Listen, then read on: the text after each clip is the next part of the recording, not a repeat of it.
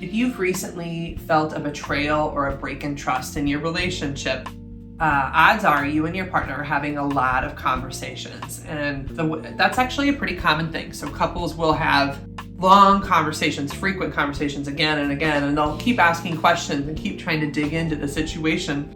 And the problem is a lot of these are very high anxiety conversations. A lot of them can feel like they're going nowhere, like they're going in circles. So I actually have a strategy that I give to all of my couples who are working through trust issues that seems to help with this. And it essentially looks like planning time for your conversation. Some people will do it daily, some people will do it every other day for a little break, but you have this planned time where you sit there and you kind of put your compassion cap on. So when I was in kindergarten, my teacher used to say, put your thinking caps on. I feel like it's kind of similar, but I'm asking you to put your compassion cap on, meaning be there with a willingness to listen, to hear each other.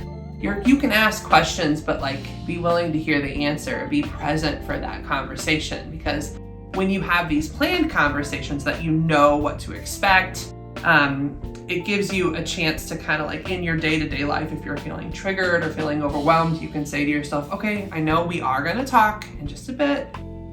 So it gives you an opportunity to compartmentalize some of that anxiety, or at least know that there's a space in your relationship where you're going to be able to talk about it. So that's one thing. And then the second piece that's really helpful is for the partner who may feel bombarded by these conversations happening, they know that there's a break too.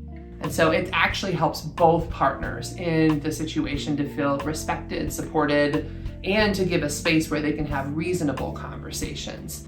And then also, the other piece that's important is if you don't get conversations that start compassionately and are understanding, then over time you'll stop getting the conversations at all, or they'll turn very defensive.